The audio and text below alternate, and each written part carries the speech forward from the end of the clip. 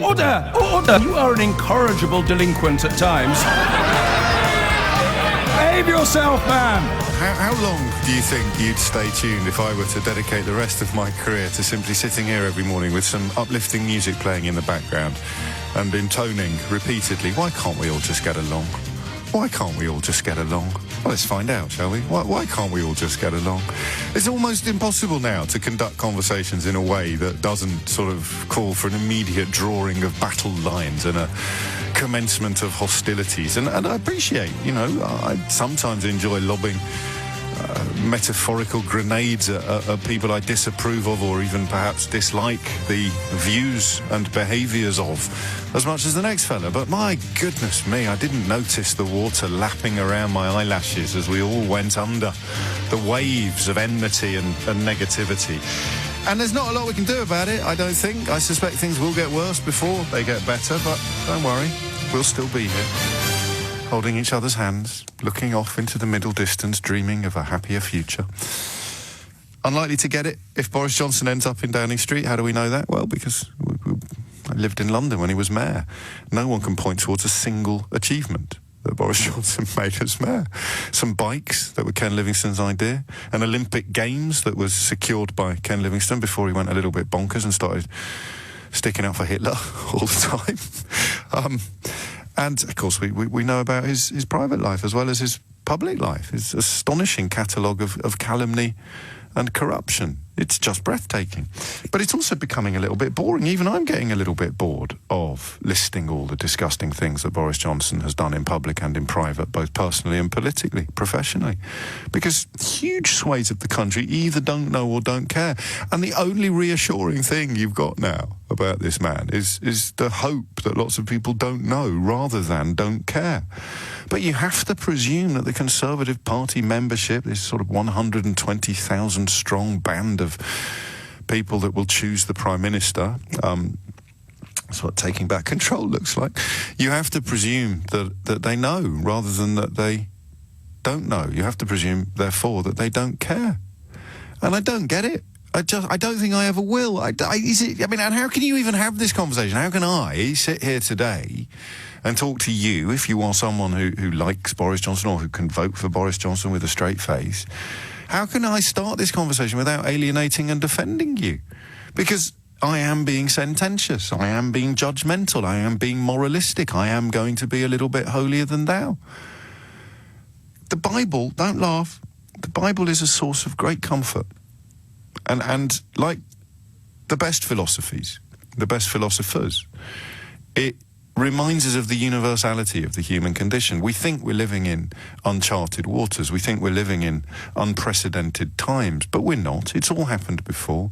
It's all passed under the bridge. And that's why sometimes the pithy little encapsulations of feeling can be so powerful. It's why we like Proverbs, isn't it? Not just the Proverbs from the book of Proverbs, but Proverbs, they sort of convey fundamental truths. And here's one for you. Let he who is without sin cast the first stone. What does that mean? Let he who is without sin cast the first stone. I think it was Jesus' response to an actual stoning, of course, still prevalent in some corners of the Middle East. But not the kind of stoning that all the Conservative Party contenders were doing when they were at university. I mean actual stonings, stones being thrown at people, usually women or gay men. And I think Jesus was invited to join in and explained why he couldn't, because, you can't attack someone else for being sinful because none of us are free of sin, especially when you factor in original sin, if you want to get really religious about things or really Christian about things. And I don't know what we're supposed to do with that teaching. I make no apologies, as you'll know, if you're kind enough to listen to the programme on a regular basis of describing myself as a Christian and trying to live by Christian teachings, but I certainly don't labour under the illusion that we have a monopoly upon morality or anything like that. And neither would I sit here and ever seek to tell you what you can and can't do as a result of my affection and fondness for the philosophy espoused in the New Testament. But let he who is without sin cast the first stone. Does that mean everyone gets a free pass on being immoral? Is that why Boris Johnson and Donald Trump garner support from people who also claim to be Christians. Thou shalt not commit adultery. Thou shalt not covet thy neighbour's ass or wife. Thou shalt not. I mean, the man's broken more Ten Commandments than anybody else in public office, or at least publicly. And it doesn't matter to people. I have to start wondering whether or not I am being true to myself when I think that it matters to me. The problem I've got at the moment is an absence of admiration. I look across the political spectrum and I see hardly anybody who I admire. And that is exacerbated by the fact that people who others admire are morally decrepit. You know, you've got Farage lying about assassination attempts, maligning people who speak foreign on trains without mentioning that his own children do to his own now estranged wife, talking unmitigated twaddle about everything from having his expenses audited to the rules regarding immigration policies in this country. Boris Johnson being kept away from the British media by an unelected foreign bureaucrat called Linton Crosby, masterminding his leadership campaign, £270,000 a year from the owners of the Daily Telegraph, looking more and more like a down payment every day for services to be rendered rather than an actual salary. And I don't know whether you don't care, whether you have a moral compass and you hold your nose and support Boris Johnson, or whether I've been living my entire life under a sort of con perpetrated by the priests and the nuns that taught me in my youth. I don't know where it came from, just this idea that if you do that, then you're bad. Not just Catholic guilt. I mean, I'm fairly lucky not to have been completely crippled by Catholic guilt when I was growing up, despite moving from a convent school to a monastic school via a Catholic school with close connections to the local church.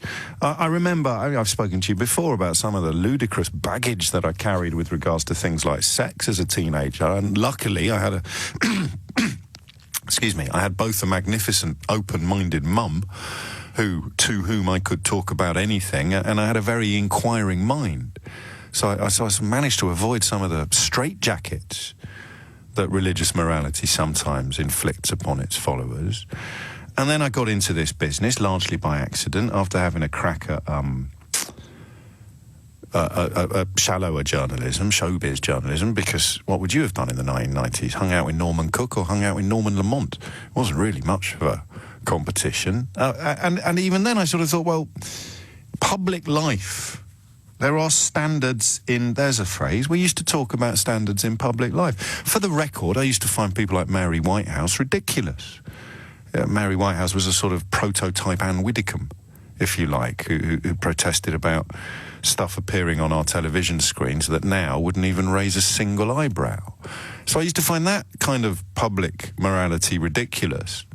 But I wonder whether I've lived my whole life as a sort of blinkered naif. This idea that we had standards in public life. And that's my question for you this morning, really. Did we ever have them?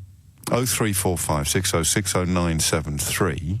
Because you look at Donald Trump boasting about being a sex offender, and some people would come forward and say, well, Bill Clinton also had accusations against him. To me, you're comparing a sort of Malteser with a Terry's chocolate orange. The scale, the quantity is relevant, but maybe there's a sort of moral kernel there. And there's this presumption that if you find Donald Trump repellent, then you're somehow a Bill Clinton fan, which is also ridiculous. I found Bill Clinton pretty repellent morally as well. Some of the tales about his behaviour were gross. But who the hell am I to have an opinion upon the morality of the President of the United States of America, whether it's Richard Nixon, Barack Obama, Donald Trump, or Bill Clinton? Is morality a pretense? Is it just a pretense? Do none of us really care about the conduct of each other? We just pretend to in order to get through the day or achieve things, or what is it? What is it? Morality. Because I'm sorry that it's Boris Johnson today, because you might like him, but I don't know quite how else to do this. I really don't.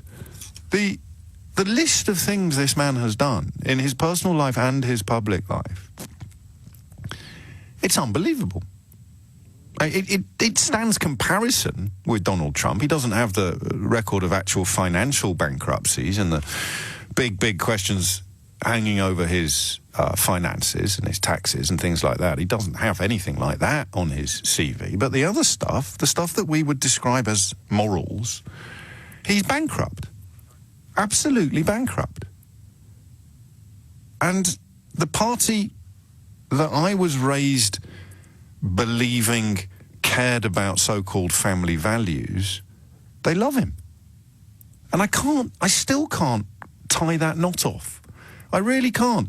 And this is a spirit of inquiry phone in today. I've got no particular drum to beat. I'll get my drum out later and start banging it like it's going out of fashion.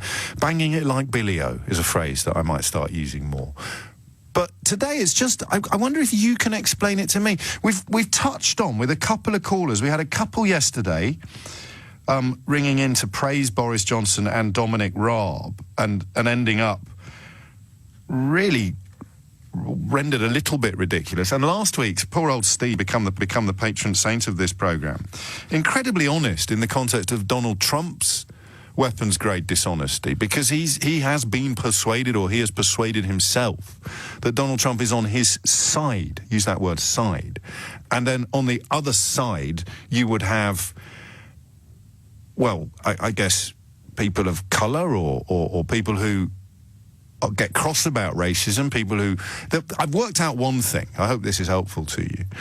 If you've been successfully groomed, right, then every time you see something about gay rights or equal marriage or refugees or the BBC or the European Union or Barack Obama or David Lammy, if you've been successfully groomed, then every time you see something calling for them to get help, you think you're losing something. So this isn't a joke. There are people tweeting and texting about the Women's World Cup as being an assault upon manhood, upon masculinity. And I still don't know whether we laugh or cry at that. But is that all it is? Is it simply the fact that the trenches have been dug so deep? Boris Johnson has cleverly positioned himself as being on the side of people who don't like equal rights. They don't like multiculturalism. He very cynically he's done it because, you know, his marriages have been multicultural. His background is multicultural. He's got a Turkish granddad, for goodness sake. But he's got himself into that trench there, which means if you're in the trenches alongside him, you'll forgive him anything? But I don't look at the shires, I don't look at the traditional Tory membership and see people obsessed with identity politics or reaction. Well, maybe I should do. So that's my question for you. The simple question is, why do people who have spent their entire lives espousing either Christian values or family values or the importance of standards in public life, why do they switch off their moral compasses for Boris Johnson? And if that's you, please call me. I promise not to shout at you. Just tell me why and how you've decided to switch off your moral compass that you've previously cared so much about. And then if you really want to help me out today, and possibly this is going to be a very tough lesson for me to learn, is public morality a myth? Is the notion of standards in public life just another thing that they've used to sort of tamp down the masses? The proper toffs, the aristocrats, the royals, they never observed any personal morality whatsoever. If they didn't have posh accents and tiaras, they'd have been on the Jeremy Kyle show. And that makes me the epitome of middle-class... values isn't quite the right word. Middle-class facilitator? I don't know. I hope you're enjoying this as much as I am. Let me ask you about some of the things that came up in the documentary. Right. Well, I haven't seen it, so you... Oh, but this happened in your life, so you know about this. The Times let you go after you made up a quote. Why did you make up a quote? Well, this again, you know, these are big terms for what happened. Well, I can tell you the whole thing. I mean, I think are you sure our viewers wouldn't want to hear more about Well, all right. housing? If you don't want to talk about the made-up quote, let me talk about it was something. a long and lamentable story. Okay, but you made a quote. Well, what happened was that I ascribed events that were supposed to have taken place before the death of Piers Gaveston to events that actually took place after the death You of made Piers something up. Gaveston. Let me ask you about another little... I mean, I mildly sandpapered something somebody Let me ask said, you about a yes, barefaced it was very lie, embarrassing. I'm very sorry about it. Let me ask you about a barefaced lie. When Right. you were in Michael Howard's team, you denied to him you were having an affair. It turned out you were. And he sacked you for that. Why did you lie to your party? Well, I mean, again, with great respect, on that, I never had any conversation with Michael Howard about that matter, and, I don't... You did lie to him. propose. Well, I don't propose to go into all that again. I don't blame you. No, well, why should I? I mean, I've been through, that question a lot with Okay. Watch the All right. documentary. Okay. Why don't we talk about something else? The programme also includes... Well, this is about your integrity. Okay. The programme includes your reaction as you listen to a phone call in which your friend Darius Guppy asks you to supply the address of a journalist Yes. so that he can have him physically assaulted. The words beaten up and broken ribs are said to Yes. you. And you, having heard that, you tell your friend Darius Guppy you will supply the address. What does that say about you, Boris Johnson? Well, Aren't you, in fact, making up quotes, lying to your party leader, wanting to be part of someone being physically assaulted? You're a nasty piece of work, aren't you? Well, Eddie, I think all three things I would dispute. Well, you don't factually dispute them. Well, I do, and I could, if we had a long time, which we don't, I could explain that I think all three interpretations you're putting on those things aren't wholly fair. And certainly the final thing which you raised, which is the case of my old friend Darius. Yes, it was certainly true that he was in a bit of a state, and I did humour him in a long phone conversation, from which absolutely nothing eventuated. And there you go. But I think if any of us had our phone conversations bugged, they might, people say all sorts of fantastical things whilst they're talking to their friends. But even Conrad Black, your friend, convicted fraudster, even he says he doesn't trust you completely. I hadn't seen that Conrad had said that, but obviously, nonetheless, I've got a great admiration for Conrad, who, in my view, is a pretty good journalist and a good proprietor. I grew up, and I thought you had as well, believing that certain behaviours would exclude you from office, from public life, even from sort of working in showbiz. There were rules you could break, even if they weren't laws, that meant you'd, to coin a phrase, you'd never work again. But Britain is on the brink of having a Prime Minister who's broken every rule I can think of. Fathering children outside wedlock, going to court to try to keep it secret, colluding to have journalists beaten up with criminals, colluding with criminals to have journalists beaten up. I could go on, I probably will. So, what's going on? Max is in Bournemouth. Max, what do you think? Hi, James. Yeah, I'm a new listener. I was just explaining to the lady to get through to you. I'm trying to be proactive with... I'm a 24-year-old, so I'm still fairly young, but I'm trying to be You're more incredibly young, mate, even if you don't feel it. Go on. I'm trying to be more proactive with, as I'm sure I'm not the only one, sort of politics and what's really going on at the people who are running our country. And it's hard for me to take it seriously. I'm doing my best to try and, be proactive, as I said, but it's hard to take it seriously when the likes of Trump and, we're talking about Boris Johnson potentially moving into office. You hear about their history, and it's hard to actually take politics seriously. Coming from a background where I've been slightly naive and kind of...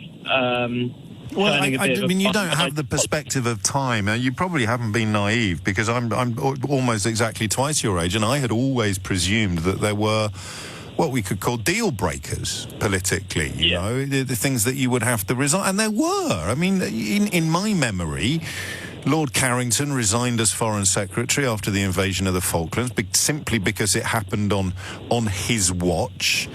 I'm going to struggle to come up with millions of examples, but, you know, Cecil Parkinson had to resign from the cabinet because he had a child with his secretary that he sought to keep secret. Oh, there's the perfect example. Cecil Parkinson did exactly what Boris Johnson did, and he had to resign from the cabinet, and his political career was effectively over. And that was only 40 years ago, or 35 or so years ago. Boris Johnson has done exactly the same thing and has got one hand on the doorknob of Downing Street. So yeah, you're right. There is a change. There is a shift. Why does it dispirit you? Why doesn't it put lead in your pencil and make you want to go out there and restore Britain's status as an upholder of decency and standards? I mean, it's kind of just so. I really sort of took an interest in trying to understand politics more. I've been through, obviously, Trump being elected, Brexit, and now potentially Boris moving to, run the country. And it all kind of seems like a bit of it sounds funny, but it actually sounds like a bit of a TV show and a bit of a joke to me when you hear these things actually come into the news. Sort of when everyone voted out, I was very much Remain, and one of my first actions was Remain. But you hear about these people moving into office, and they say they're talking about family values, but what does family values actually mean to that person? Because I don't know anymore. Hearing about Boris Johnson and what he's done, yes, is that someone would I believe that he has the same? I don't know. You're not answering my question. You're not answering my question, which is fine. You're posing it anew from the perspective of somebody half my age, and maybe it'd be easier for people to answer Max than it would be for them to answer me. Explain to a 24-year-old what standards in public life are for the membership of the Conservative Party. And are you holding your nose really tightly? I did it then. Could you tell from my voice? Are you holding your nose really tightly? Are you holding your nose really tight? I mean, you're actually disgusted by Boris Johnson, but you know that other people see him as sort of electoral Viagra, so you're going to go along with it because the alternatives are even worse than the disgust you feel when you contemplate his track record. I really want you to tell me. 0345 606 0973. Don't be shy. None of us are without sin, you know? It was the 14th of October 1983, so I said 35 years ago, and it was 36 years ago. Come on, that's pretty good, right? That Cecil Parkinson had to resign after the news emerged that his mistress was pregnant with his child. Now, one of Boris Johnson's many mistresses had his child, and he went to court to stop you from finding out. He failed, of course, because I just told you.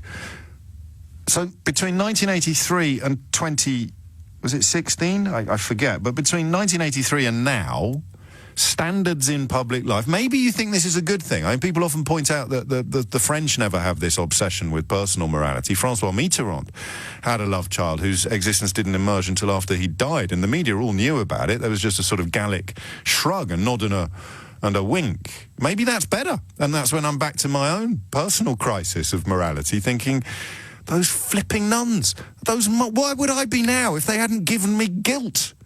I could be running for Prime Minister. Crikey. I like being faithful to my wife, but looking back upon my life, there are times where I think, well, maybe if I didn't suffer from a conscience, I would have had even more fun than I did at the time. I don't know. Adam's in Sunderland. Adam, what would you like to say? Hi, James. Hello, mate. For me, it's a matter of personal integrity. Well, me as well, but we're going out of fashion like flares, Adam. We are, aren't we? We really are. And I view... I think, from what you were saying about he that is without sin, let him cast a stone first, the actual quality is let him first cast a stone. It means cast a stone if you're without guilt, and then keep throwing. No, it doesn't mean that. I mean, he's saying there shouldn't be any stonings because none of us are without sin. Part of it, but that's not the whole part. It kind of is, but let's not get... I mean, I might do a show on scriptural analysis one day, but it's not going to be today, Adam. You've got the right name for it, Adam, I'll give you that. but also, like I say, about personal integrity, people... What I'm finding is that politics is regressing towards the mean.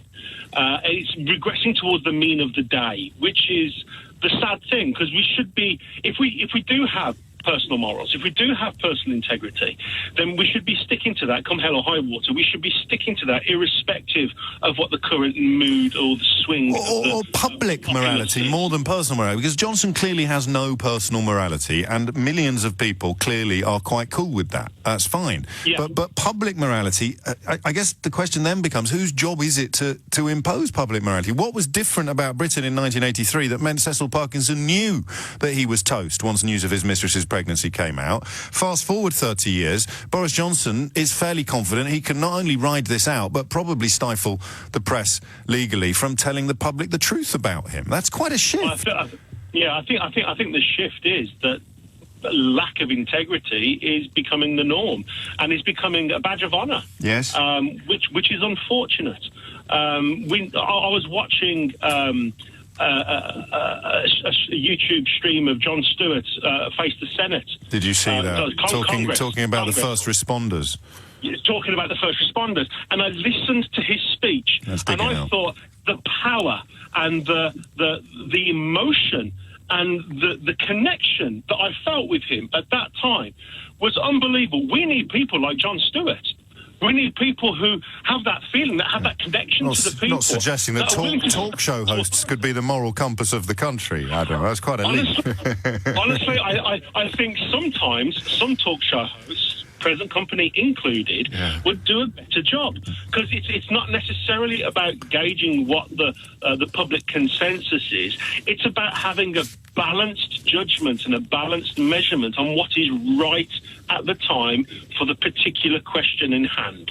It's not about what's trendy. It's not about what's cool. It's not about sticking one in the eye to someone because 100 years ago they did something to your country, or it's not about tribalism. It's not about party before country. What we need is just somebody to sit down and weigh up the right decisions at the right time in the right way. With a framework that applies equally to everybody. That's what you mean by morality. That's what I mean by standards in public life. If you want to remove it from the realms of religion, it's easy to do. You know, Cecil Parkinson's resignation had nothing to do with religion and everything to do with shame, with standards. But I don't know. I mean, I can imagine the person who doesn't care about what you might describe as Victorian morals. I can imagine that person. But these are people that also like Jacob Rees-Mogg. These are Conservative Party members, so they're not the ones that are into free love and suggesting that, you know, if people want to cat about, that's fine. They're people who've spent their entire lives, and they're now nearer the end of them than the beginning, as most of us are, really. But they've spent their entire lives claiming to really care about morality and standards, and they're about to put a morally bankrupt man in Downing Street. And I just want a slightly better grasp of why. That's all. I'm not even being judgmental today. Because, you know, maybe me and Adam are just wrong. Maybe we're just swimming against the tide, and this, what would you call it, this post-Victorian pseudo-Christian culture in which we've been raised was just a bit of a con to keep the plebs in their place while the toffs went off and did whatever they wanted anyway. Your thoughts, please. Someone's just sent me, it seems appropriate as Boris Johnson launches what currently looks like it is set to be a successful bid for number 10 this morning. Someone's just sent me the 7 Principles of Public Life as published by the Committee on Standards in Public Life. It's from the government website. You can find it at gov.uk, or indeed I've just retweeted it from my Twitter account, which is at Mr. James OB. Selflessness, integrity, objectivity, accountability, openness, honesty and leadership. This is like really bad satire.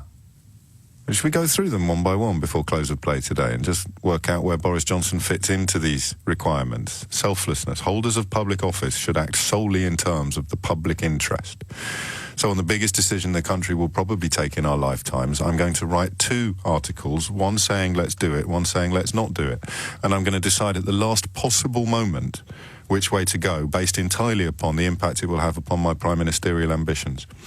Holders of public office should act solely in terms of the public interest. Whoa. Number 2, integrity. Holders of public office must avoid placing themselves under any obligation to people or organisations that might try inappropriately to influence them in their work. Boris Johnson receives £270,000 a year from the Barclay brothers, who own the Daily Telegraph. but I'm sure that has no influence whatsoever on his work. It's a complete coincidence that the Daily Telegraph today has cobbled together some polling and analysis and speculation to portray Boris Johnson as winning a general election by a majority of several thousand or thereabouts. They should not act or take decisions in order to gain financial or other material benefits for themselves, their family or their friends. It's a complete coincidence that Boris Johnson's politics have persuaded... No, that would be an appalling slur. Boris Johnson's politics have nothing to do with the fact that the Barclay brothers pay him £270,000 a year to write for them. There is absolutely no decision ever taken to gain financial or other material benefit for himself, and they must declare and resolve any interests and relationships. Tricky for a man who went to court to keep a relationship that led to a child being born secret to claim that he has declared relationships. But maybe it just means business relationships. And actually, that is one area where Johnson has, as far as I'm aware, nothing to hide. Objectivity. Holders of public office must act and take decisions impartially, fairly, and on merit, using the best evidence and without discrimination or bias. Boris Johnson has said pretty much the polar opposite in public of almost everything he's ever said in public, if you follow my logic. He has said he's in favour of something and that he's diametrically opposed to something. Quite how that fits under objectivity, God only knows. Accountability. Holders of public office are accountable to the public for their decisions and actions and must submit themselves to the scrutiny necessary to ensure this.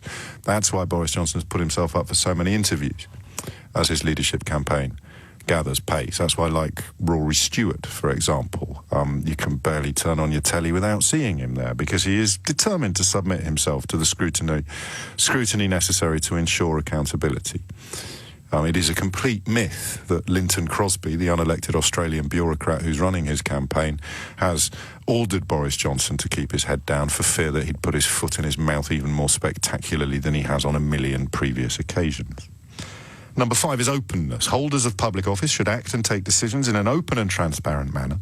Information should not be withheld from the public unless there are clear and lawful reasons for so doing. Well, it's Nazanin Zaghari Ratcliffe, isn't it?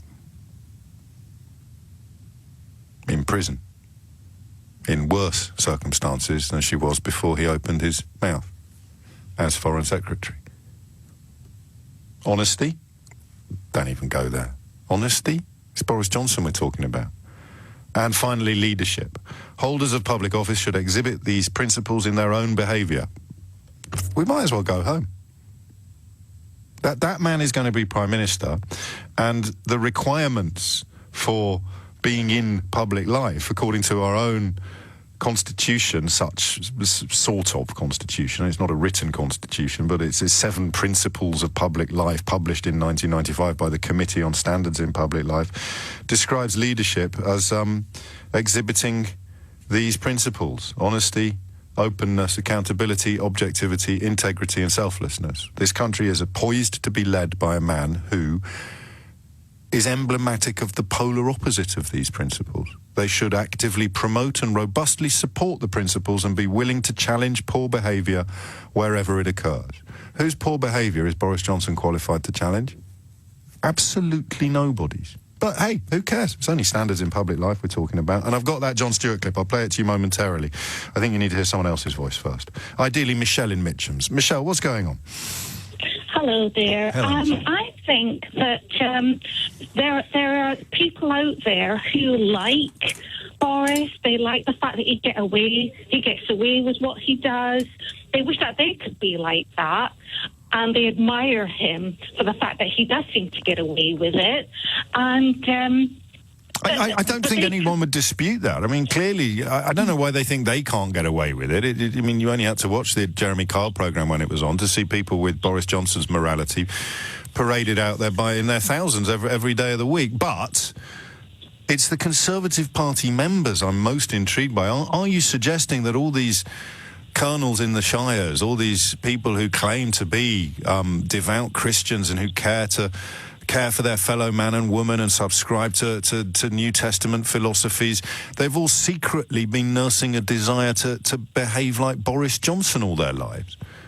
they are bound by their Christian upbringing. Yeah, but they're not, though, are they? I mean, you know, they don't like refugees. They're not really big on love thy neighbour. They're kind of a little bit hypocritical, but they claim to have Christian values, and the only way they can really prove that they've got Christian values is demanding a degree of morality from their politicians, but they're not on this occasion. So Cecil Parkinson, 1983, he had to go. Boris Johnson, 2019, is going to end up Prime Minister. Something's changed in that period, and I'm not sure what it is. I think that people, moral compass, moral compass. Fortunately, Queen Mary's University has polled. It flows. It's not. Yes, it's not clearly. rigid. But that's why I'm so interested in the people who would ordinarily and historically claim to have really, really cared about morality. They've switched it all off for this dude. I don't think it's that they didn't care, that they did care in their own private lives where no one can see. All sorts of things could be going on. And it had to be, because Cecil Parkinson became public, and because he held such high office, something had to be seen to be done. But nowadays, nothing needs to be seen to be done. It's okay. Yeah, well, I'm not arguing with your analysis. I'm just still baffled by people who, if it was somebody else, they'd be disgusted. I mean, the double standards with regard to Boris Johnson confessing to cocaine use and Michael Gove confessing to cocaine use are something to behold. Michael Gove morally has lived a better life than Boris Johnson. That doesn't necessarily make him a better politician, but it makes him more trustworthy. It makes him more honest. And yet he's getting hauled over the coals for doing something 20-odd years ago. I'm genuinely baffled and intrigued, and I don't know if I'm going to get the calls that I want, Michelle. I don't want to sound ungrateful, but I really need somebody who sees themselves as a stalwart of our society, who sees themselves as a stalwart of their community, a Conservative Party member who, right up until Boris Johnson, saw themselves as someone who really cared about integrity, decency, honesty, morality, fidelity, all of these things. I don't think you were lying, for the record. I think you really did care. And somewhere inside, I think you still do. I just want to know why you've switched it all off for this guy. And from the other side of the argument, the other sort of traditional perception of Conservatives is the business-based one. The idea that if you look after business, then business will look after the country. I don't buy into that completely by any stretch of the imagination, but I do buy into the idea that that's what Conservatives traditionally believe. And then you look at not just that question of Brexit, no deal in its entirety, which you will struggle to find anybody in business who thinks that it's going to be anything other than a disaster. You'll find a couple. There's the bloke that runs Wetherspoons, probably. I don't know if he's spoken about no deal specifically, but he probably has. But you've also got Boris Johnson saying F business. So actually literally saying it doesn't matter. So maybe that's it. Maybe Brexit has become such a behemoth Queen Mary's University that it overshadows everything, including your lifelong commitment to morality and values. That's pretty scary, right? Give me a call if I've just described you. Why can't we all just get along? So, I'm not going to do that all day, every day, but I might do it a little bit more often than I currently do. And I'm being a bit personal today, because we're talking about personal and public morality, and I have sinned in my life. I've done things that if I were to live my life again, I would try not to do. But I've done nothing comparable to the catalogue of corruption that Boris Johnson has engaged in on a moral level. And I'm not judging him today in the traditional sense. I'm merely looking at him through the lens of people who would have judged anybody else for doing those things. So we reach for 1983 and Cecil Parkinson resigning from the cabinet because he'd impregnated his mistress. And Boris Johnson has a child by one of his many, many mistresses, a child whose existence he sought to keep secret in court. Such is his belief in honesty and transparency and objectivity. But that's just one example. I mean, 50 million quid on a bridge without a brick being laid. Buses, the same designer, the bus and the bridge. Did you know that? Again, I do wonder sometimes whether I've spent so long in this job that stuff I presume most people know, they don't know. Same designer, Thomas Heatherwick, the bus and the bridge. claiming credit for things he had absolutely nothing to do with, like securing the Olympics or those infernal bicycles that, if you're ever in London, you've seen us all tooling around on. And it's not that it disgusts me, although it does. It's that I thought it disgusted everybody, and I'm wondering about the way I was raised this morning, because I suppose traditionally I'm quite lower middle class originally, and borderline upper middle class by dint of the school that Mum and Dad sent me to, and in many ways it's people like me that most upset the champions of forelock tugging and cap doffing, because we are living proof that if you get lucky, or you get parents that make enormous sacrifices to send you to these schools, you turn out to be cleverer than a lot of the kids who are there by birthright, who are there by inheritance, who are there by privilege. You are the living embodiment of the absurdity of deference and inherited privilege. Because I got mates that work in shops, I've got mates that work in bars, and I know that they're cleverer than somebody like Jacob Rees-Mogg. But, of course, the system is built in a way that allows people like Jacob Rees-Mogg to pretend that they're intellectuals or that they're clever until they make the terrible, terrible mistake of actually writing a book. And there it emerges in all its shabby glory, the absolute intellectual paucity of the person. You take it from me, if you cannot pull the wool over readers' eyes for the duration of an entire book. If you're not clever, they're going to spot it. And the question then becomes, of course, well, why do we have this system? And maybe the system is upheld by the ludicrous notion that middle-class kids like me have been taught that you have to behave. Because, I mean, throughout English history, we've kind of championed the people who don't behave. Not in politics, but elsewhere. You know, people have nicknames based upon their promiscuity if they're men. I don't know. I'm just wondering whether this notion of standards in public life is a complete confection. 0345 6060 973. 10:53 is the time. Hannah is in Lewisham. Hannah, what do you think is going on? Well, I think, James, I think you're drumming on the aspect in regard to the flaws in Johnson. I refuse to call him Boris. Yes, very wise. Yes, I think it's a done deal where morality is concerned. I'm sorry to jump in. I need to clarify this because you're the second caller that's done this. It's not that I'm questioning the society-wide, quite possibly welcome move away from Victorian morality. It's the people who still ostensibly subscribe to it slavishly, the members of the Conservative Party. So I'm not looking at society in general being a lot more relaxed about breaking marriage vows or catting around or promiscuity or lying or any other. It's the people who are supposed to care more about it than the rest of us who are giving Johnson a pass. That's what I'm interested in.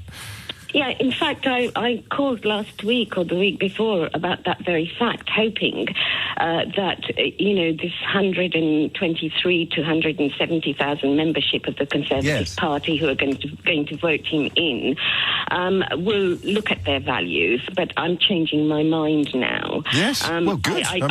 They're not going to. No. So does that mean they don't have those values at all? They've merely pretended to have those values because it's poor people that aren't supposed to lie or cheat on their wives or have children out of wedlock. You know, you open up the Daily Telegraph, the way it would talk about single mothers historically, without mentioning that if they had a fancy title and 3 children by 3 different men, then they'd be on the society pages. I think what comes in there is that they're thinking of themselves, aren't they, really? And their own interests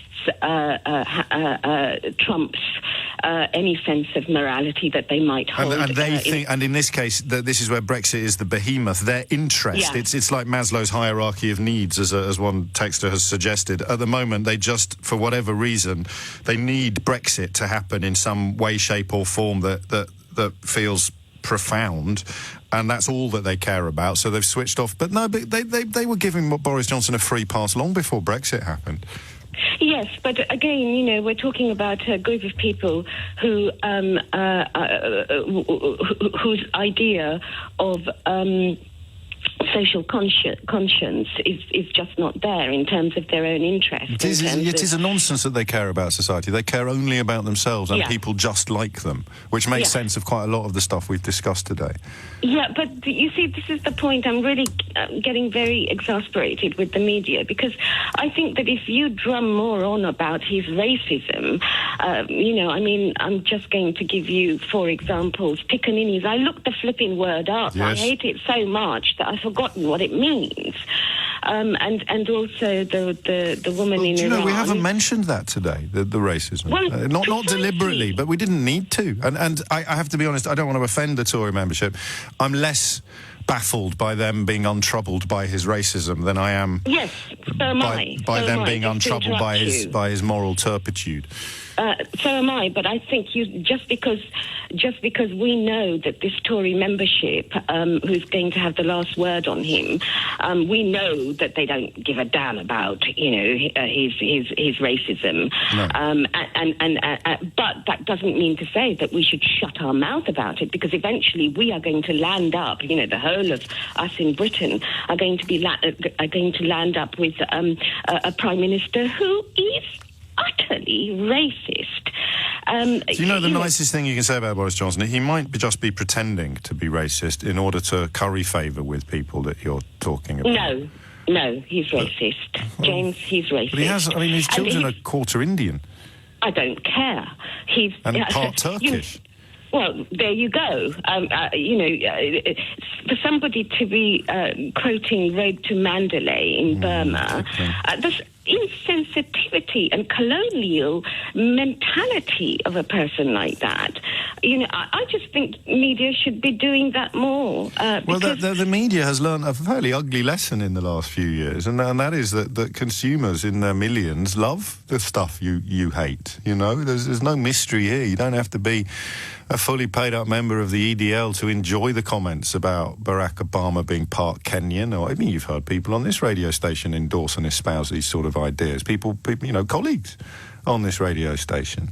You don't have to be a sort of out and proud member of the far right to claim that people's ethnicity is somehow relevant to their value as a human being. So I don't know that the media necessarily would achieve much by shouting the same stories even louder than some of us do already from the rooftops, because it doesn't move the needle. And the reason it doesn't move the needle is that entrenchment that we've stumbled across in the last few years, but specifically in the last couple of weeks. That idea that he has successfully persuaded me that he's alongside me in a trench and that there's a war going on, a culture war. There isn't, but he has successfully persuaded me that there is.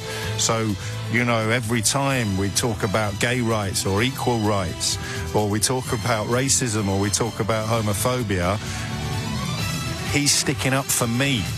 We'll take the leadership launch live, I think, because, we're talking about it all morning, and it'll be interesting to hear. I may reserve the right to insert the odd puerile comment during Boris Johnson's pronouncements, but there is only one question. We'll also take the Q&As, because they will presumably be the most fertile part of the process.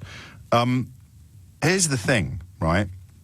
There's only one question that he has to answer, and I don't see how he can answer it, and that question is this: how will he remove the United Kingdom from the European Union by the 31st of October if the House of Commons and the Speaker of the House of Commons block a no-deal Brexit, which they are minded to do, despite the unpopularity that will rain down upon them from the billionaire-funded pundits and demagogues? That is patriotic duty right there, preventing the billionaire-funded demagogues and pundits from driving our fine nation off a cliff.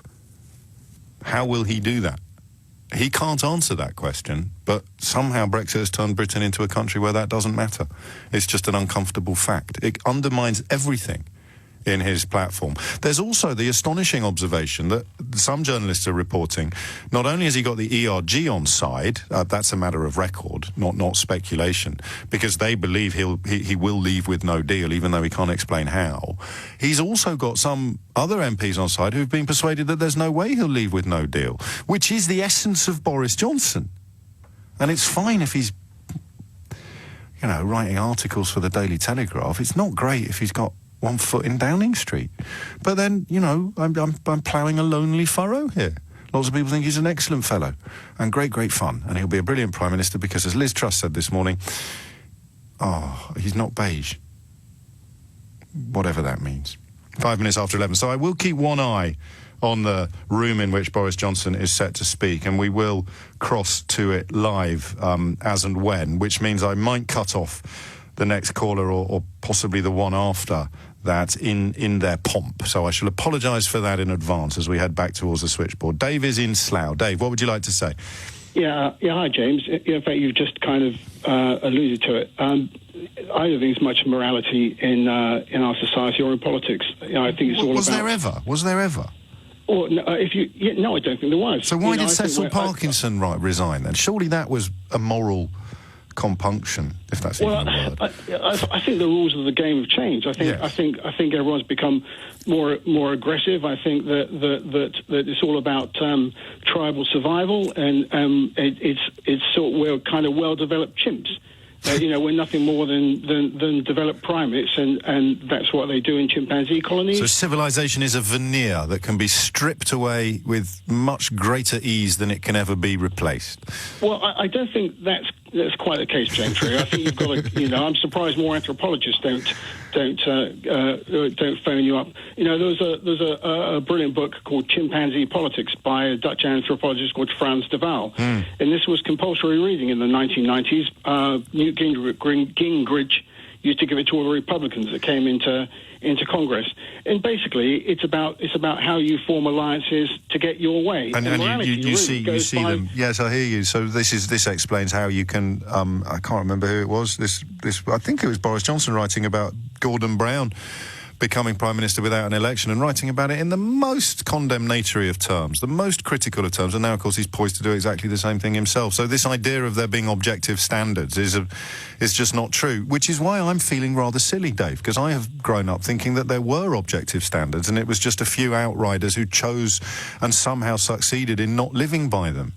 Well, I think you should read the book, James. Yeah, I think I probably will, albeit that it's only one book, and I will still, having read it, subscribe to the idea that we should all try to be better people, because that's the only way we'll ever build a better world.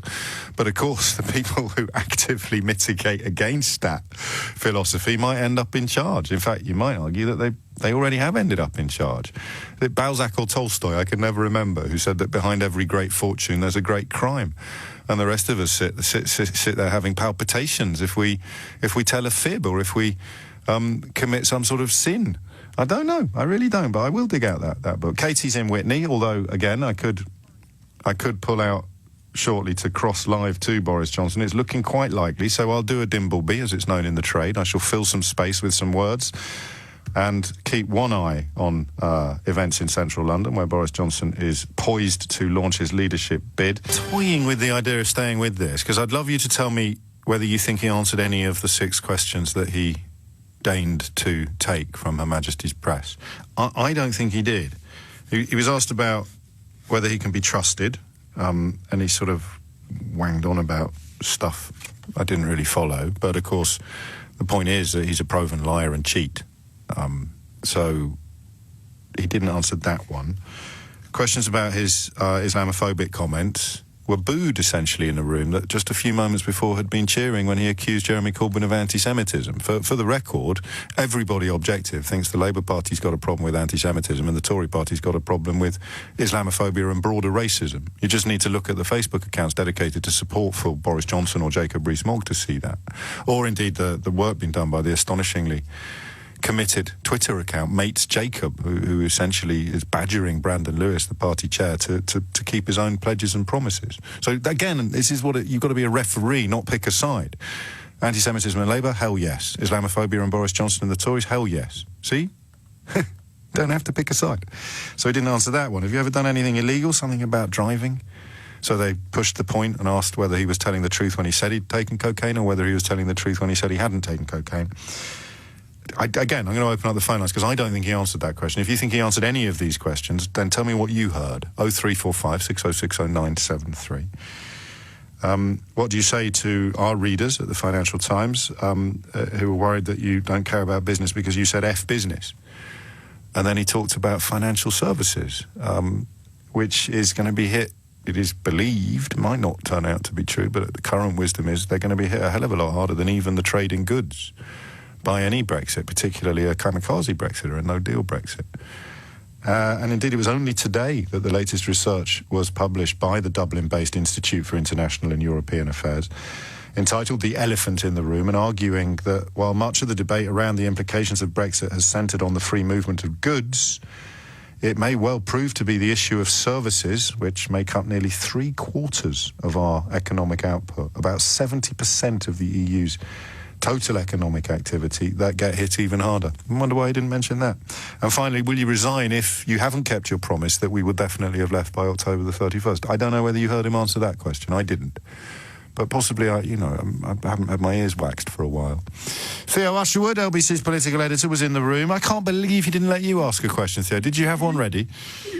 I did have one ready. What was it? Tell us, because I don't want it to go, to disappear on the scrap heap of history. My question was going to be whether he was going, and it seemed to be what he was implying in the last 7 or 8 minutes of his speech, that he'd have to call a general election, given what's going to happen this afternoon if MPs, as expected, are successful in taking control of the parliamentary agenda to try and stop a no-deal Brexit. Now, he's promising to leave the European Union on October the 31st, and if Parliament takes control, he said at the end MPs would face a mortal retribution for preventing a no-deal Brexit on the 31st, but ultimately he is going to have to call an election if he wants to deliver on that promise. And the implication from what he was saying during his speech was that he would be ready to do that. James, you heard the speech and your listeners heard the speech. So I'll try and tell you what went on in the room. Yes, please. A lot of fury from journalists behind the cameras, because what was going on was that they were handing out microphones to journalists, and then once the journalist had asked a question, an aide would take the microphone away again. And this is something where the journalists were going to have to find a way around, because what he does is he makes a joke at the journalist's expense.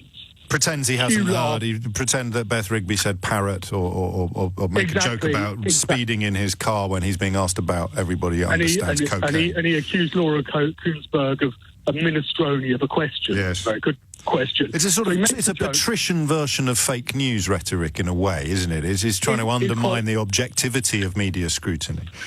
It's quite clever, because then what happens is you get a break in the proceedings for laughter, booing. There's a pause because he soaks up the applause from his supporters in the room, the 60 or so MPs who are in the room to support his cause. And then that allows him to go into a new paragraph of his speech that he has held back about what sort of leader he would be. Yes.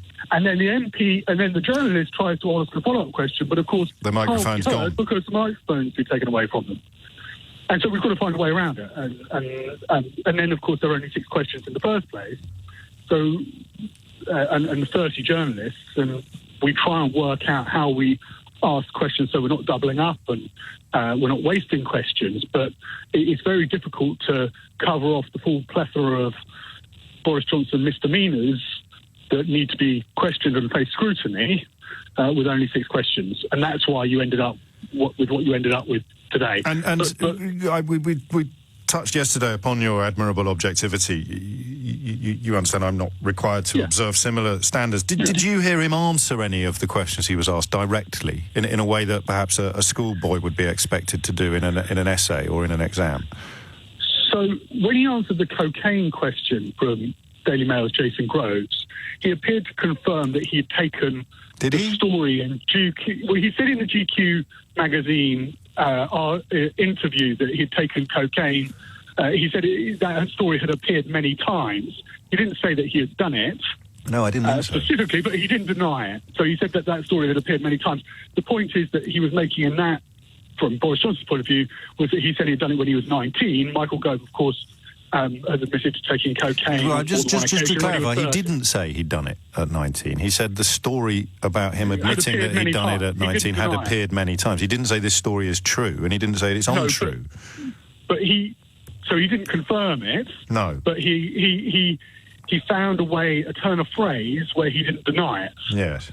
So now the question has to be asked again. It's another opportunity when Boris Johnson will face media scrutiny. When will that be? Said the Old Bailey. I don't know, James. There's certain questions I can answer. Other ones I can't answer. Well, is he going to talk to the journalist that tickled his tummy for 10 years when he was mayor, 8 years when he was mayor of London, or is he not going to talk to anyone? I don't know. Well, from what I understand from his team... Let him know. He's welcome here, yeah? Make sure he knows. Has been for a decade. He doesn't want to do this. From Boris Johnson's team's point of view, is the most dangerous bit, because they know that if they get in front of the membership, 160,000 membership, they're pretty sure that they can win it outright. The one they're really scared of is Michael Gove, because he's so unpredictable. But if they know against anybody other than Michael Gove, they know that they can win it. The dangerous bit is now the MPs, and there's some senior members of the government. Geoffrey Cox, the Attorney General, whatever you might think about his politics, he's a serious individial. Introduced him. And great voice. Boris. Was that a surprise? Was that a coup, or was that known in advance? It was hinted at in advance, and of course he'd said earlier on in the week, hadn't he, that proroguing Parliament wouldn't be illegal in order to force through a no-deal Brexit, to stop MPs preventing that from happening. So it wasn't a surprise, but figures like Geoffrey Cox or Sir Michael Fallon or Grant Shapps, senior figures within the party, and this is the concern, is that if there was to be a bombshell revelation about Boris Johnson, the theory is that could spook senior MPs from supporting him. Like what, though? He's got a love child. What could possibly be bigger than that for a conservative values-based platform? Yes, you're right to point out that fact, James. It did for Cecil Parkinson, was supposed to be Prime Minister in waiting in 1983, and simply the news that he'd impregnated his secretary was enough to see him thrown on the scrap heap of political history. Boris Johnson, the baby's wandering around Chelsea as we speak. But there has to be... There is still a fear that there is something... What bombshell would be big enough? Are you not telling me something, or are you just struggling to... There are rumours. Are there rumours? Right, we're going to take the news now. I'll come back to Theo momentarily when I've had a little chat with him off air. It's 12:02. Any sort of scandal-shaped iceberg that Boris Johnson, the good ship Boris Johnson, might be heading towards? Well, on the juice scale, it's a 5 or a 6. I don't know that it would prove to be that damaging. Theo Usherwood is still on the line. I just recapped on the 6 questions he was asked, and he didn't answer any of them. He sort of, you claim, answered the one about cocaine by not denying the story, but he didn't actually agree with it. Do you think, Theo Usherwood, that Team Johnson will be pleased with how that went? Overall, I think they will be pleased with how it pleased stroke went. Relieved or pleased stroke delighted? Relieved is a good word, James, because they know that, and we had to go to the news, but the fear at the moment, and I was talking about Geoffrey Cox and Michael Fallon and Grant Shapps, senior MPs, is that they could be spooked if there was to be a new revelation, and that's why they're keeping him as far away from microphones and television cameras as possible for this stage. Now, I understand when it gets to the next stage, which is the party membership, that they are going to loosen the reins, right. And then he will be doing much more in terms of facing the cameras and facing interviews and so forth, because it is the calculation is, of course, that the Conservative membership is now of such a demographic and both politically that he can get away with much more. I see, and that presumably explains why we haven't seen a glimpse of the latest girlfriend throughout the last few weeks. This is the girlfriend that he left his wife and children for, but not the mother of the love child that he went to court to try to keep secret. So, yes, there is a concern, I think more broadly, James, that Boris doesn't face more wider questions about his personal life, and that's why you saw his supporters jump on Michael Gove earlier on in the week when he made that joke at Boris Johnson's expense, saying, please don't pull out early this time around. The other interesting thing that Michael Gove said, which wasn't widely picked up, was that he said, Boris Johnson, you must believe in your heart that you can do this. The implication being that Boris Johnson doesn't necessarily believe in his heart that he can become Prime Minister. And that's why Michael Gove, for his team, is seen as the one that they do not want to make it through to the final two. I misunderstood you slightly there, because I thought Gove was referring to Brexit. You must believe in your heart that you can deliver Brexit, not that you must believe in your heart that you can become Prime Minister. Why would Boris Johnson not believe in his heart that he can become Prime Minister? Well, that was what a few of us were left scratching our heads as to why he wouldn't believe, as to why he would believe that he can't become Prime Minister.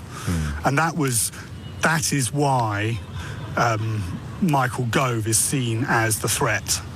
That it won't. But Boris Johnson in that room today, James, that old political cliche, he had the big mo. We had more than 50 MPs from all parts of the party. He's got much more support than anybody else. The pitch was about Boris Johnson versus Jeremy Corbyn, and there was that Comres poll out overnight in the Daily Telegraph where it showed the only leader who could deliver a majority against Labour was Boris Johnson rather than Jeremy Hunt. It suggested that after some fairly complicated number crunching. Yes, it suggested that, but we should add. I know you know this, but some of my listeners may not be aware that Boris Johnson receives £270,000 a year from the owners of the Daily Telegraph. You're quite right to point that out, James. But that is the pitch from Boris Johnson. It was a key plank in terms of his speech as well. Look at my record in London. I defeated, and he went after the Labour left in London. I defeated Ken Livingstone in London twice in a Labour city, a city that should belong to Jeremy Corbyn's party, and I can defeat Jeremy Corbyn in the rest of the country as well. And the pitch to MPs is that if you want to keep your seat, if you want to stay doing your job, then I'm the only person who can. Boris Johnson is the only person that can actually make that happen. And that's why he had broad support. Steve Baker turned up today. That's the Brexit hard man. You can't call him that. He calls himself that. He's the Duncan Norvell of Brexit. He could crush a grape or jump off a doll's house. Yes, you saw. So Brexit hard man Steve Baker was calling him Brexit hard man Steve Baker. It's not fair on the poor little fella. The real Brexit hard man is Mark Francois. Everyone knows that. Okay, and then you had from the other side of the party, you had people like Grant Shapps and Oliver Dowden, and then from his London days you had Kit Malthouse and James Cleverly. There's a spectrum, and that's why he's managed to do it, is he's taken Brexit out of it and made this about his candidacy in a general election as being the safest bet to deliver a majority. And he's on firm ground when he says that, looking at all of the numbers and all of the polling. But to clarify, he didn't answer a single one of the questions that the media was asked, and we've got no idea when he'll expose himself to further scrutiny from Her Majesty's press or indeed anybody else. I just finally, Theo, and thank you as ever for your reasoned analysis. Finally, is it, and this might move into realms of speculation that you're not comfortable inhabiting, is it possible / probable that his own personal mindset is best summed up now as, we'll worry about all that once we're in Downing Street? Because he's trying to be all things to all people yet again. He's the architect of cakeism. He's sort of disowned the fact that he told everybody Brexit was going to be easy and brilliant. He's completely ignored the fact that the organisation he chaired has been fined and referred to the police for breaking electoral law. He's denying reality when it comes to what the European Commission have said about the likelihood or the possibility of somehow reopening negotiations. And he seemed for the first time to be cognizant of just how disastrous the no-deal Brexit he's promised people like Steve Baker will happen would be. So is he simply just keeping all of these plates spinning? Because, as has been true since he was 7 years old, all that matters is getting into Downing Street. getting that pony. Yes. The joke was that, of course, he never received a pony as a child. Yes. And becoming Prime Minister would be that pony that he'd so long craved. Theresa May went down, and I remember 3 years ago, went down a similar route when she said that the way to do, and her pitch was what you needed was a manager, somebody who was across the detail, who could deliver Brexit. And Boris Johnson's going through the same using the same tactics to appeal to all people, saying that this must happen, and the European elections, of course, are evidence that for the Conservative Party, Brexit must happen. And therefore, but he's saying that rather than doing it with an eye for detail, rather than doing it in a sort of solemn way that when it comes to it, you wouldn't be prepared to take the country out of the European Union without a deal, because that's what Theresa May did. He's got a much more positive vision, and it is with that belief and optimism that he thinks the European Union will cave. And if it doesn't cave, he is saying that he will take the UK out of the European Union without a deal. Now, the add-on, the bit that you can include as well in that wasn't said explicitly, and of course, if there had been more questions, we would have had the chance to ask him about it. Yeah, you wouldn't have got any answers, mate. But the add-on to that, and the implication of what he was saying towards the end of his speech, is that in order for that to happen, he is going to have to go back to the country and hold an election and make it about his vision for the country versus Jeremy Corbyn's. And that will, you think things are messy and chaotic now, that will throw everything into a tumble dryer, won't it? Because, of course, you've still got this ludicrous conflation of claims that the European Union are being threatened with no deal. They're a lot better prepared for it than we are, but a significant swathe of the electorate in this country seem to think that it's going to be that threat that makes them retreat from 3 years of consistent policy position. But the other bit to that is, and where Boris Johnson, again, we couldn't ask him a question about it, is that where does Boris Johnson stand on the possibility of an agreement either before the election or after the election, depending on how well Nigel Farage does? Is there in order for a no-deal Brexit to happen, and the European Union are, of course, aware of this, you need to change the configuration of Parliament, not just along party lines, but along Leave-Remain lines, and whether you could see the mass deselection of Conservative MPs in order to ward off challenges from the Brexit Party in certain Conservative seats, and those MPs being replaced by ardent Leave supporters, and then after an election... Again, for people who haven't been paying attention, the latest, I forget who it was actually, but the latest MP to face deselection in his constituency voted for the withdrawal agreement 3 times. So, I mean, he's voted to leave, and he's being punished by his constituency for not leaving.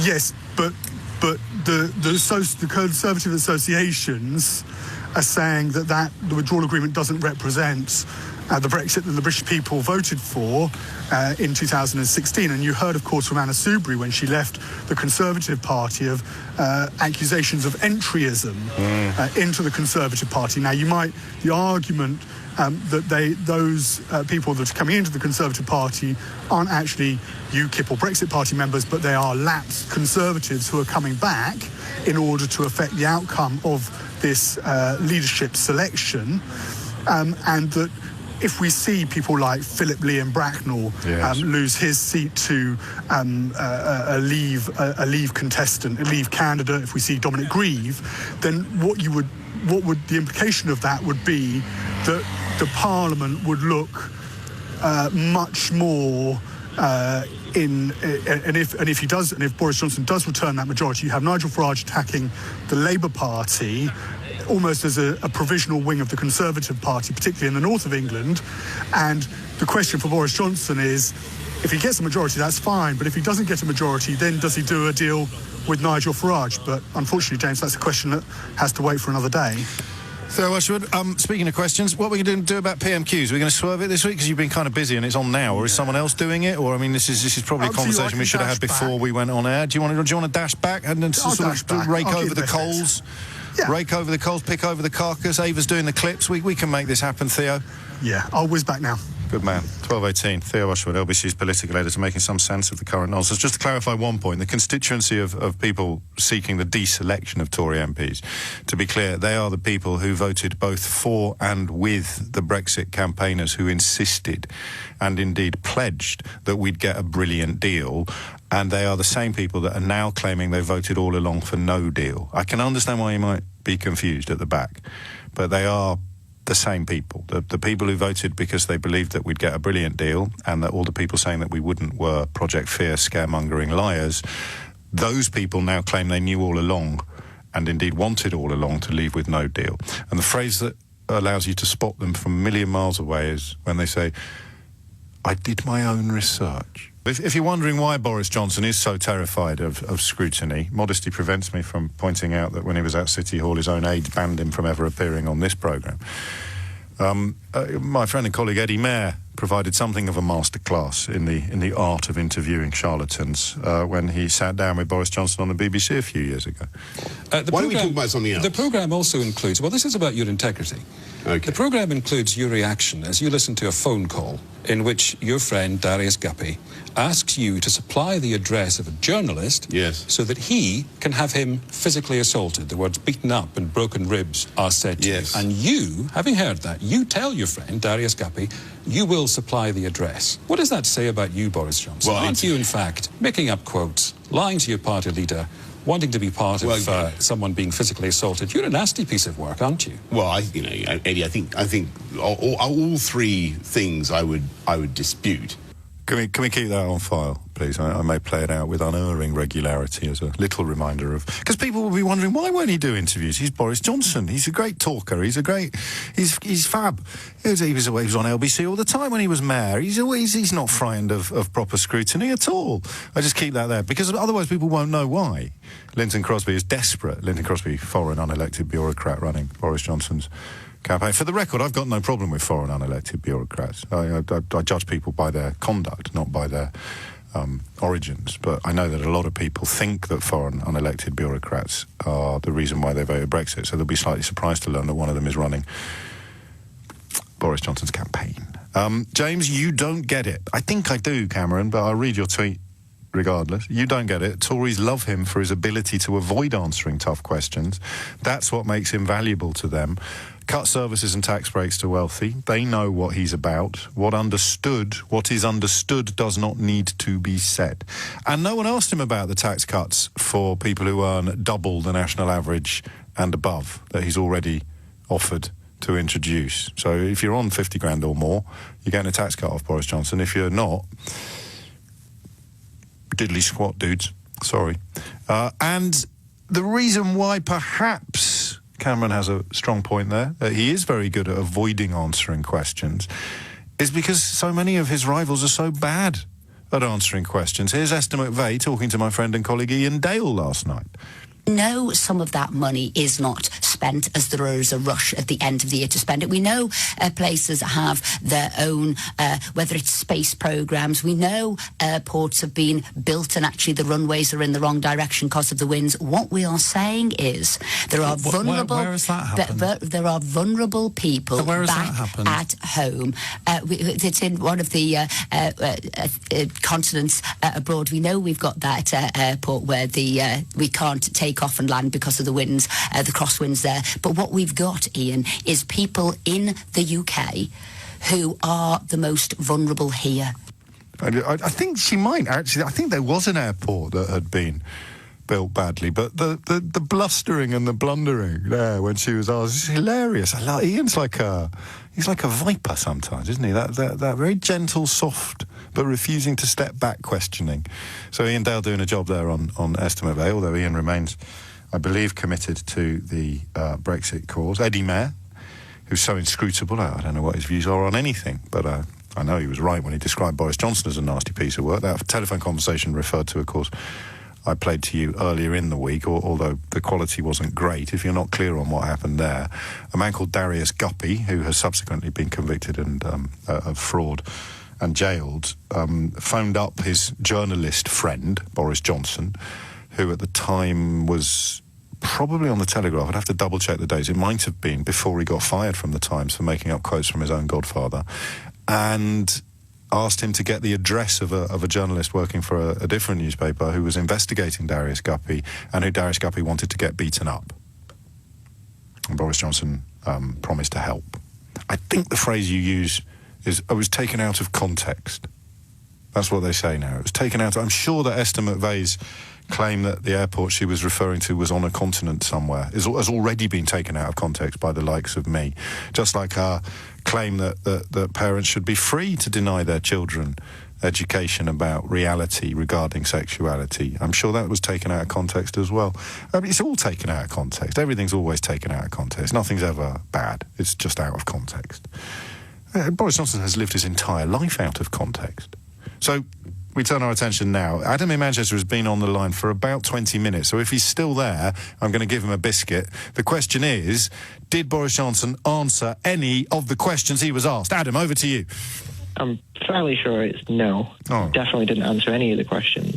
He avoided them about as well as the person said a minute ago. But I think this ties into why people vote for people like Boris Johnson, and it's because they think he's electable.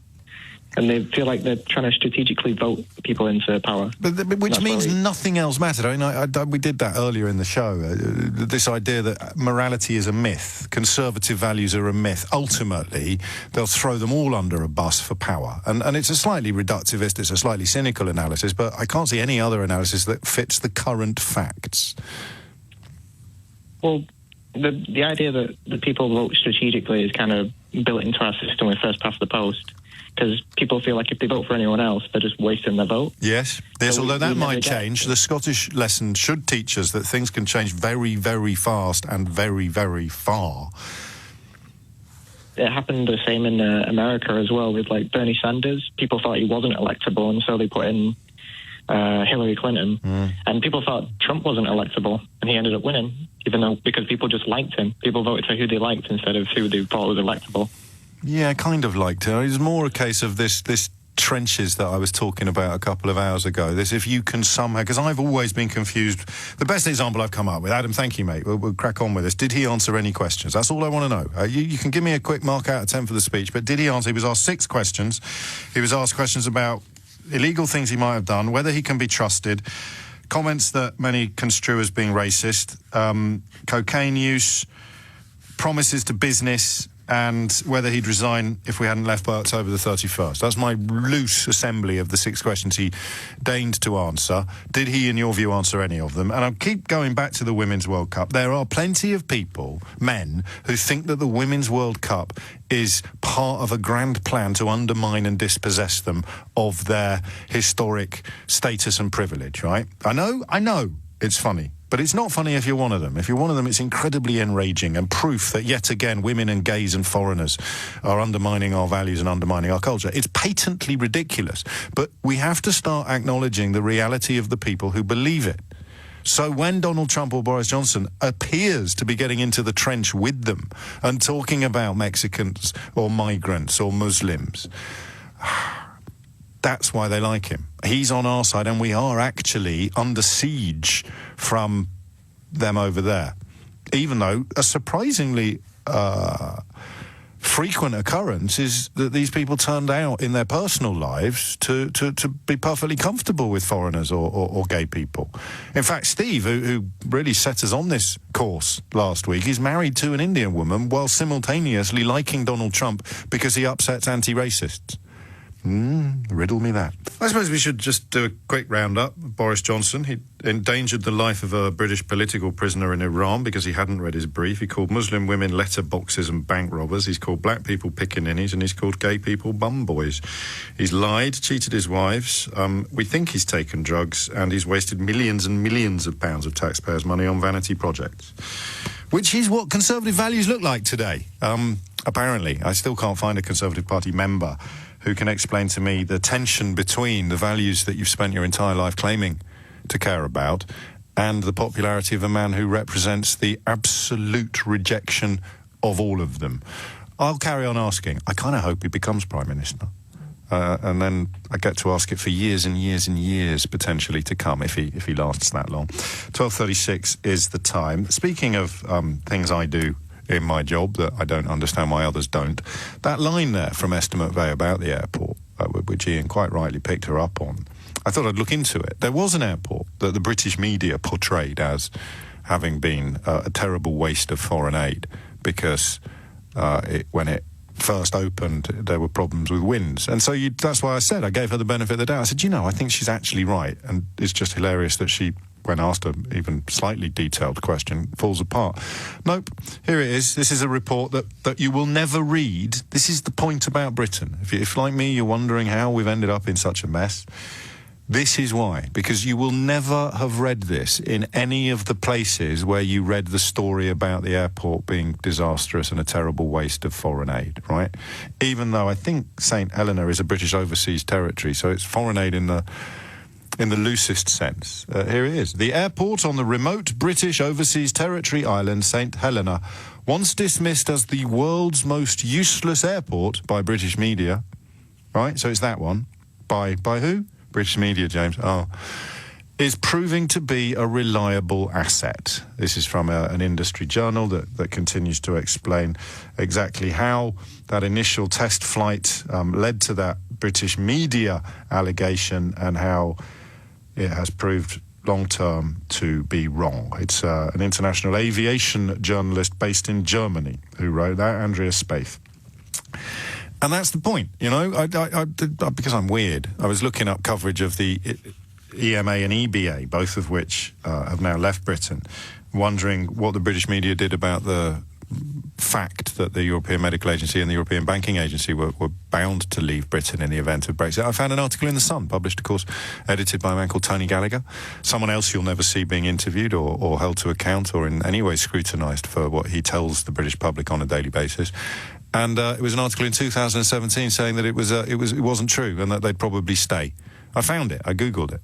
It's there. So I've tried to find the article where they've reported the fact that while I was on holiday in Greece last week, the European Banking Agency followed the European Medical Agency and left the United Kingdom, taking with it huge amounts of money, jobs, and, of course, attendant economic benefits like everything from the people the taxes of the people that work there through to the people that sold them sandwiches every lunchtime. All gone. Boom, gone. That's bound to be covered. The Sun will print a story saying, in 2017, we accidentally told our readers that these two agencies were likely to stay in the United Kingdom and that they should ignore the scaremongering of Project Fear. Nothing at all. So how do people end up believing this stuff? Well, how does a cabinet minister end up believing this stuff? The answer is the same.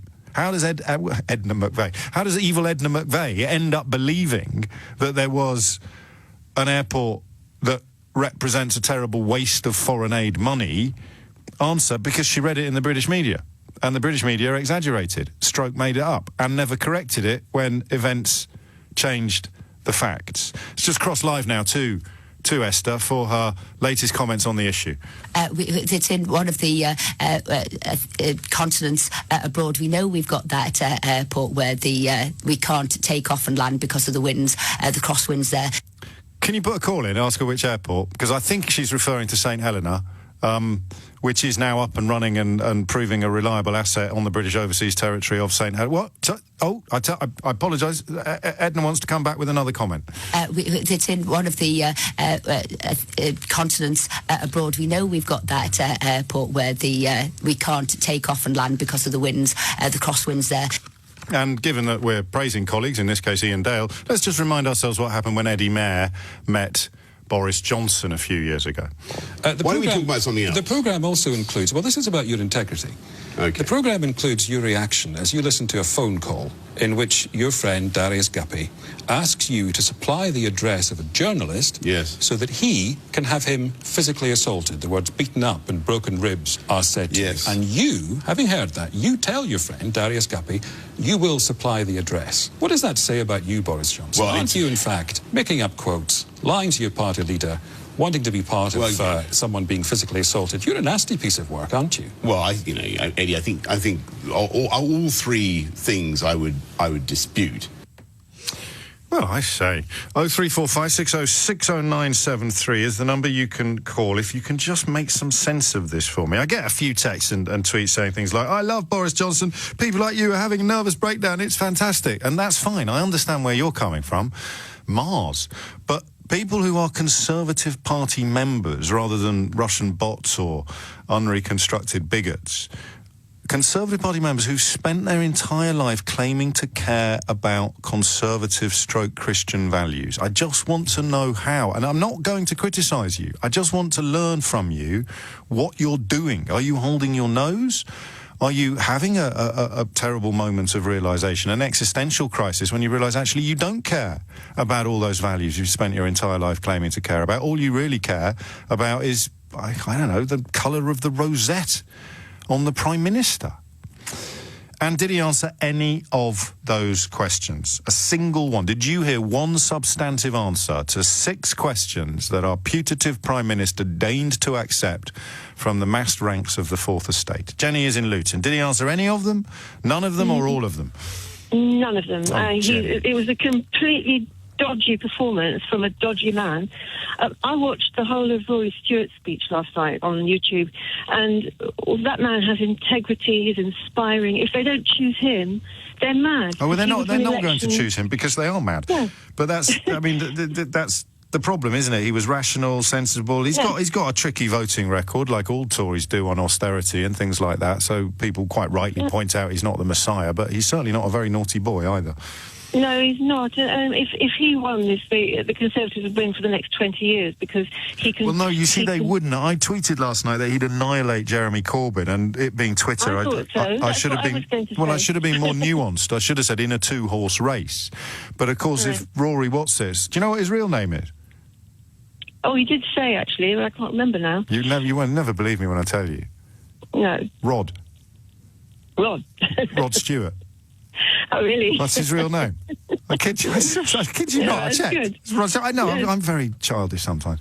But if Rod Stewart were to go up against Jeremy Corbyn and it was a 2-horse race, there'd be carnage. But of course, but in brackets, you have to add that if Rory Stewart ends up leader of the Conservative Party, then Farage's outfit, the thing he calls a party, even though it doesn't have any members and no one elected him to be leader, and there's no way of getting rid of him even if you wanted to, that outfit, they do very well because British people are still, sadly, swallowing his snake oil. You don't think that because of the way he can talk and hold the room that he might actually win some of those back? Rory Stewart? No, because I mean, he's the only one that's come close to popping the Brexit balloon, but his argument is it was always going to be rubbish. The best we can hope for is the withdrawal agreement, but of course that's not as good as membership, but we've got to respect the votes of the people that voted for it. What he overlooks, where his analysis falls down, is the people who voted for it, the people who are still dancing around Farage's bonfire, they still believe that there's something better than the withdrawal agreement, and now the absolute shameless charlatans are telling them that no deal is that unicorn that hasn't turned up for the last 3 years. Yeah, I think sadly you're right. I don't want to admit it. It's all right. You should see the title of my book. Like him.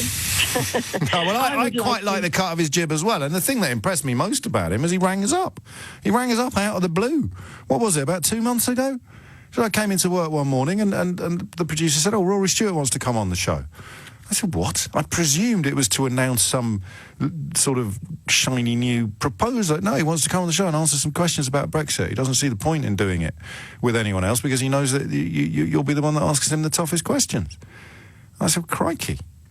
Well, prepare the red carpet. We continue to just sort of mull over the political landscape of the day with the attendant fear that things are probably going to get a hell of a lot worse before they get any better, largely because we are now in a country where we seem set to end up with a Prime Minister who promised Brexit would be brilliant and easy, but now claims that everybody voted for it to be difficult and damaging in the short term.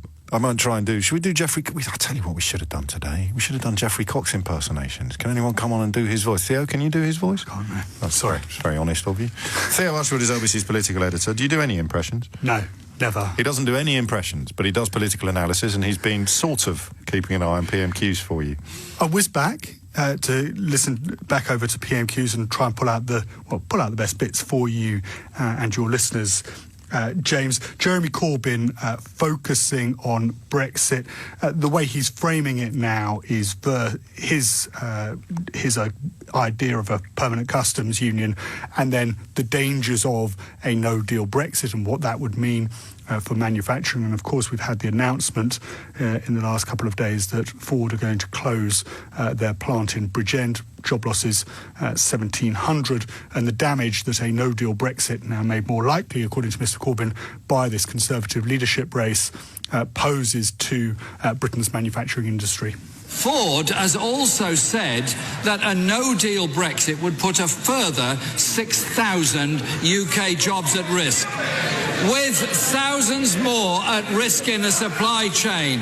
Nissan, Toyota, BMW and JLR have all said similar. Will the Prime Minister take this opportunity to reiterate her government's assessment that a no-deal Brexit would be disastrous for Britain? I think some of her colleagues behind her and alongside her need reminding of that. And of course, Labour this afternoon are going to try and seize control of the parliamentary agenda on June the 25th to introduce legislation with the support of the SNP, Liberal Democrats, and of course Remain Conservatives to prevent a Prime Minister, whoever wins in the autumn, from proroguing Parliament in order to take the UK out of... How do you pronounce it? Prorogue. Oh, not prorogue. I always said prorogue. No, you're probably right. I've only seen it written down. I've never heard it out loud. Proroguing. Got me into terrible trouble at school, that, you know. I'd never heard the word anchovy said out loud before, because I grew up in Kidderminster, where we only had fish cakes. And so I pronounced it anchovy, and that marked me out for an entire term as an irredeemable peasant. Sorry, carry on. Proroguing. Proroguing. Yes. Boris Johnson supporters are prorogue. Yes. So you suspend Parliament in the days leading up to October. I thought we were taking back control. No, you prorogue Parliament in the days... Our sovereign Parliament? Our sovereign Parliament. You prorogue... Didn't Charles I do that before he got his head chopped off? Yes. Oh, poor old Theo. If only you could see his facial expressions. He has a little boy at home. I wonder who tries your patience more, me or Kofi? My little boy. Oh, OK. No, he doesn't. I was going to say, I'm rising to that challenge. Carry on. So we have... sorry, you've completely... Theresa May then comes back and says the standard answer to Jeremy Corbyn, well, if you'd voted for the deal, then we wouldn't have the threat of a no-deal Brexit. Obviously, the issue of the announcement by Ford is very worrying, and it's an uncertain time for workers and their families in Bridgend. Ford have committed to supporting employees throughout the consultation process and beyond, including with redeployment opportunities to other Ford sites in the UK. But my Right Honourable friend, the Business Secretary, and my Right Honourable friend, the Welsh Secretary, have spoken to Ford, and we're working closely with them, with the Welsh Government. I spoke to the First Minister of Wales, spoke to me as well on these issues, and working with local stakeholders and trade union representatives to ensure that those skilled and valued workers are supported throughout this process. The Right Honourable gentleman then goes on to talk about no deal and his concerns about a no deal situation. Can I just say it would come a little bit more sincerely from him if he hadn't gone through the lobbies regularly and consistently voting to increase the chances of no deal by voting against the deal. She has a point there, or not? I mean, this is the astonishing nature of Parliament now, regardless of what's going on in the sidelines. But Jeremy Corbyn is less popular as a Prime Minister, potentially, than the person who's already resigned as Prime Minister because she realises she's not up to the job. And he's widely regarded as having facilitated the Brexit mess by not coming out for a second referendum. You can argue that was politically wise, but he's now attacking her for the Brexit mess that he's widely regarded as having contributed to, and she points out, well, maybe we wouldn't be in this mess if you'd actually voted for the agreement that I secured, which you're still pretending you can improve upon, in the same way that the people who are vying to replace me as Prime Minister but are Conservatives are currently contending to the mass ranks of our membership. Thank you very much. The bit that isn't said about Jeremy Corbyn is that he has tried to use Brexit to force a general election. Yes. So he doesn't hold...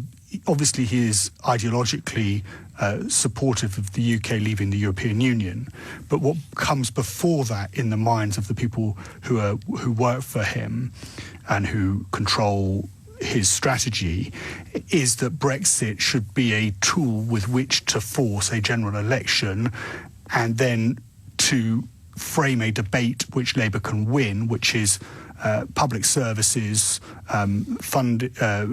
support, investment for businesses versus leaving the European Union without a deal, and that's why he talks about Brexit in these terms of what it means for manufacturing, and he points to what's happening with the steel industry up in Scunthorpe, Bridgend, and the Ford car plant, why they were very quick to, Labour were very quick to highlight Honda down in Swindon and but the job this is a losses down there. vacuum. This is none of the Conservative contenders have mentioned any of this stuff, except presumably Rory Stewart, possibly. I can't remember him doing that, actually, in the interest of full disclosure.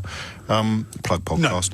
No. But that's incredible. I mean, Corbyn, for all his many faults, is describing reality. These jobs are closing. Ford are saying this. These warnings about no deal are real and present and urgent. Yes. And none of the Conservative contenders are even acknowledging that it exists. No, because they're not worried in terms of this selectorate. They're not worried about how what people in Swindon or what people in Scunthorpe. Apparently Esther McVeigh has addressed all of these points in a recent appearance on LBC. We'll just catch up with that. It's in one of the continents abroad. We know we've got that airport where we can't take off and land because of the winds, the crosswinds there. I'm glad we've cleared that up. Sorry, Theo. You thought I was throwing you before.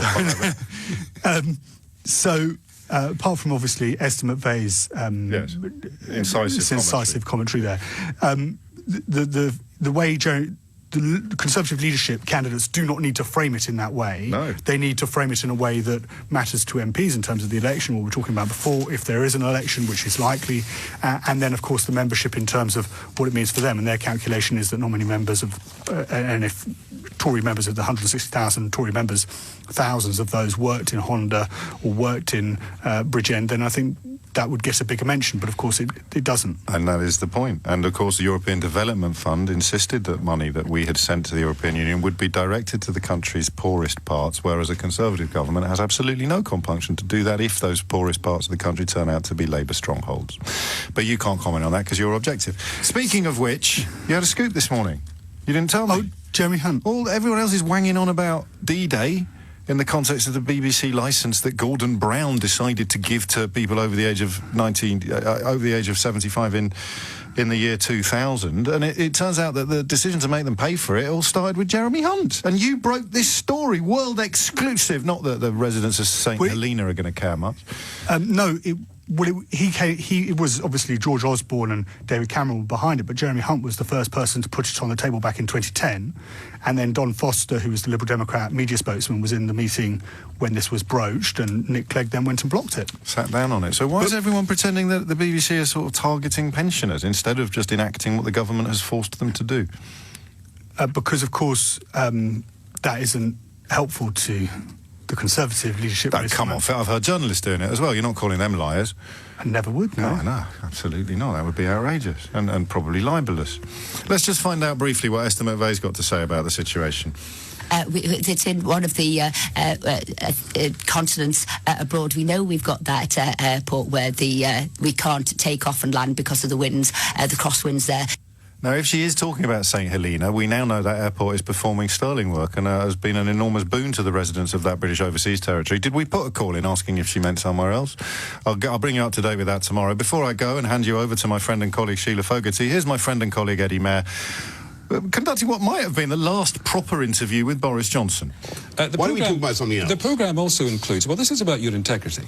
Okay. The programme includes your reaction as you listen to a phone call in which your friend Darius Guppy asks you to supply the address of a journalist so that he can have him physically assaulted. The words beaten up and broken ribs are said to you. And you, having heard that, you tell your friend Darius Guppy you will supply the address. What does that say about you, Boris Johnson? Well, aren't you, in fact, making up quotes, lying to your party leader, wanting to be part of someone being physically assaulted? You're a nasty piece of work, aren't you? Well, Eddie, I think all three things I would dispute.